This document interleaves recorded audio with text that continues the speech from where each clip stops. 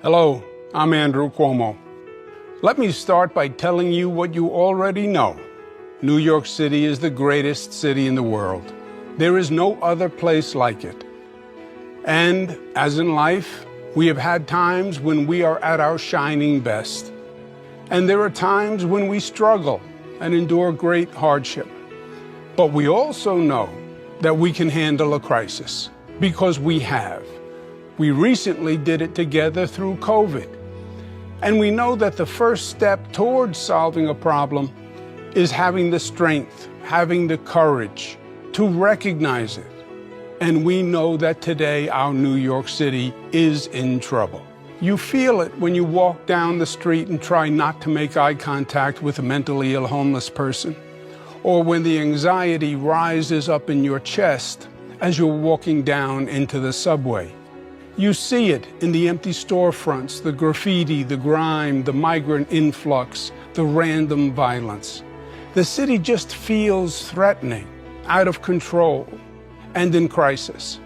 These conditions exist not as an act of God, but rather as an act of our political leaders, or more precisely, the lack of intelligent action by many of our political leaders. But New Yorkers know the simple answer of what to do when there's a crisis in leadership. You lead, you act, you do. I had the honor to serve the public in every level of government. In my 20s, with my father when he was governor, with Mayor David Dinkins on homelessness, with President Bill Clinton as Secretary of Housing and Urban Development, where we worked with cities all across the nation, and as New York State Attorney General, and as your governor. I know government can make a positive difference, because we did. Was it easy? No. But together we achieved historic, progressive accomplishments. We did things they said couldn't be done. We changed lives by setting the highest minimum wage in the nation, a 66% increase. We saved lives by enacting the toughest gun violence protection laws in America. We created new families by leading the nation in passing marriage equality, which established a new civil right for the LGBTQ community and set a new standard for the country. We created the best paid family leave program, enshrined Roe v. Wade into state law 3 years before Trump's Supreme Court ended a woman's right to control her own body, enacted the most aggressive green economy program in the country, and highest minority business participation. We showed that government can actually work and get things done, big, hard, important things, and get them done well. A new LaGuardia Airport that went from the worst in the country to the best, the beautiful new Moynihan train station, a new 2nd Avenue subway line, a new Kosciuszko Bridge, and the largest infrastructure project in the nation, done on time and on budget, the Mario M. Cuomo Bridge. And on top of it all, we faced COVID, which was an historic life and death challenge. And we had it first and worst, with no warning. We were on our own, and we were pushed to our limits. But we got through it together, and we led the nation. We didn't do these things because they were easy. They weren't. They were hard, but they were necessary. And today, it is necessary to launch a bold action plan to turn New York City around, to save our city. We now walk down the street passing homeless people living in garbage, and it's become so commonplace that we have become conditioned to think that it is okay, that there's nothing we can do about it. No. It's wrong. It is not advancing civil rights to abandon seriously mentally ill people to the street, allowing them to endanger themselves or others. We are better than that, and they deserve better than that. We must get them the professional help they need. That is the caring, the loving thing to do. That is what New Yorkers believe is the right thing to do. And that is what a competent, effective government must do. We must attack the crime problem. After politicians have been minimizing the need for police and cutting funding, we must acknowledge the simple truth that they are just plain wrong, deadly wrong. They set us back, and we must now return to actually fighting crime. Let's remember what Mayor David Dinkins did when he took office, and we had a crime problem. He hired 6,000 new police officers, a 40% increase in force, while today we have fewer cops for a larger city. We need more police and specialized units, and law enforcement must focus on the small number of recidivists who commit the large number of crimes. We must also restore a relationship of mutual trust and respect between the police and the community. The police have been devalued, and today people don't even want to apply to be police officers. That must change. And our subway system? It was a visionary achievement, demonstrating New York at its best. They began construction in 1900, and in just 4 years built a system that went from City Hall to 145th Street in Manhattan, with 28 stops, including Grand Central and Times Square. Remarkable, really. Government worked, and the subways were safe. But today, people stand with their backs against the walls, away from the tracks and away from each other, wary, on guard, afraid they might be the next victim, afraid of New York at its worst. Why? Because once again, government leadership has failed to perform a basic function: public safety. We need a significant presence of real police, not publicity stunts with short-term efforts. A permanent, significant increase by the city and state, more NYPD, MTA police, state police, whatever is necessary to make our subways safe 24 hours a day, safe as an alternative to driving, safe for our working men and women, and safe for my daughters and for yours. And we must bring order to the chaos of e-bikes on our streets and sidewalks. Pedestrians are getting needlessly hurt and even killed. It must end. We must stop talking and actually start building thousands of new affordable units and create thousands of good jobs in the process. Look around you. We know how to build. We built the greatest city on the planet. We built the Empire State Building in 1 year in the middle of the Great Depression. It is basic competence. Government just has to get out of its own way and get it done. Our public housing is 50, 60 years old. Many developments have open areas. We should be transforming them on a large-scale basis to modern mixed-income communities. We did it at HUD 25 years ago. Cities across the country have done it. And we can too. It's long overdue. We must do more to advance social justice, and a top priority must be investing in training and jobs rather than jails. Many have said it. Now it's time to do it. We must provide economic alternatives for young minority men now turning to crime. Private employment partnerships, vocational training, apprentice programs, positive opportunities. We can do it, and we will do it. The tragic situation in the Middle East generates strong opinions, understandably. It is a terrible story of human loss and suffering. But nothing justifies racism and anti-Semitism. We have the largest Jewish population outside of Israel. They are our neighbors and friends. They are our family, literally. They helped build this city. It is their home, and they must feel safe.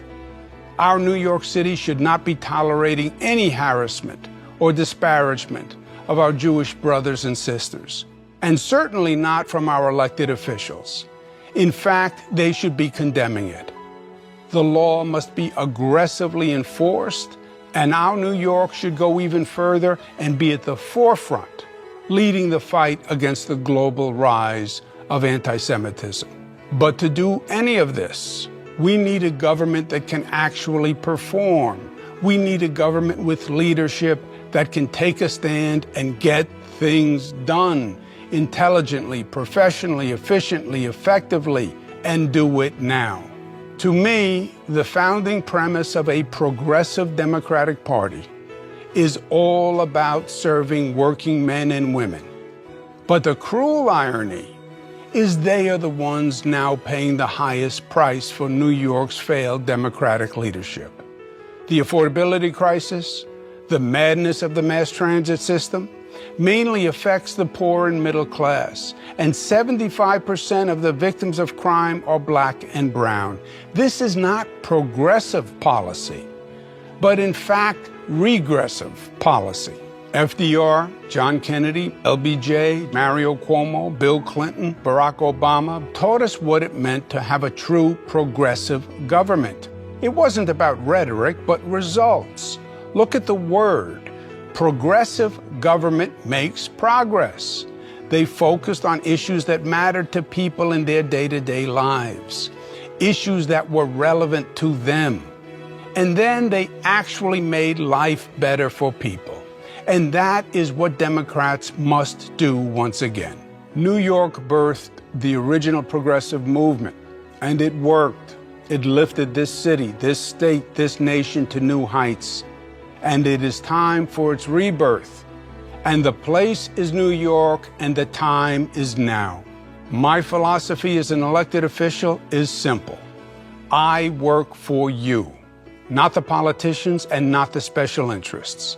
I work as hard as you do, 24/7. I know what needs to be done, and I know how to do it. Experience matters. Leading New York City in the midst of a crisis is not the time or the place for on-the-job training. Did I always do everything right in my years of government service? Of course not. Would I do some things differently, knowing what I know now? Certainly. Did I make mistakes? Some painfully? Definitely. And I believe I learned from them and that I am a better person for it. And I hope to show you that every day. But I promise you this, I know what needs to be done and I know how to do it. And I will give it my all to get the job done. And it will get done. And I will work with anyone who wants to work for the benefit of New York. I will cooperate and collaborate on any and every level. I have worked with President Trump in many different situations. And I hope President Trump remembers his hometown and works with us to make it better. But make no mistake, I will stand up and fight for New York. I have done it before, and I will do it again. I will fight Washington and Albany to make sure we get our fair share of funding and to protect the rights and values that New Yorkers hold dear, that we believe that any discrimination by race, color, or creed is anti-American. We do not harbor criminals, but we believe in lawful, intelligent immigration because we are a city of immigrants. We believe good government helps people lift themselves up to reach their full potential, and that then raises us all. We believe integrity in government is essential to ensure opportunity and justice for all. My friends, we can save our city. We are New Yorkers. We are a special breed. You have to be to live in this town. We are New York tough. Knock us down and we get back up, and we are then stronger and smarter for the experience. That is who we are. We survived 9/11, the economic attack of 2007, hurricanes, floods, superstorms, deadly diseases. We are a people built from the greatest talents from all over the globe. We can do anything when we are together. But time is short, and we must do it now. We must do it not just for the sake of New Yorkers. We must do it because New York stands for something bigger. At this time when the nation is searching for its soul, divided as never before, questioning our democratic values, questioning the very role of government and the balance of power. New York must show the way forward and remind the nation of who we are, because it all started here. This was the epicenter. It is this country's past, and it forecasts the future.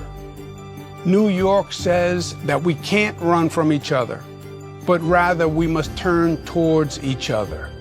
That our diversity is not a weakness, but in fact our diversity is our greatest strength. That our city brings people together from all around the world in one place, one dense place, 8 million people on 300 square miles. A cauldron of humanity, sharing ideas, celebrating cultures, exchanging experiences, exciting the imagination, creating a collective energy, a community with a spirit of inclusion, not exclusion, acceptance, not rejection, and love, not hate. Our founding fathers expressed their vision for America in 3 words: e pluribus unum, out of many one. We say it in 3 words: New York City. And that, my friends, is what makes this city unique. The place, the space that is the heart of the American dream and an international phenomenon.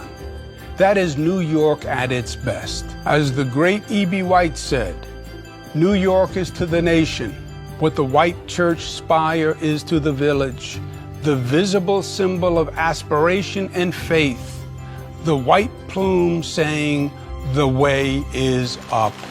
I am not saying this is going to be easy. It won't be easy, but I know we can turn the city around. And I believe I can help. And that is why I announced my candidacy today for mayor of New York City. I am a lifelong New Yorker, and I love New York. And I want New York to not only survive, but for New York to thrive, for my children and for yours. So now the only question is, are you ready to fight to save our city? I know that I am. Let's do it. Let's do it together. And let's do it now. Please don't forget to like and subscribe. Black Westchester Magazine, it's the news with the Black point of view.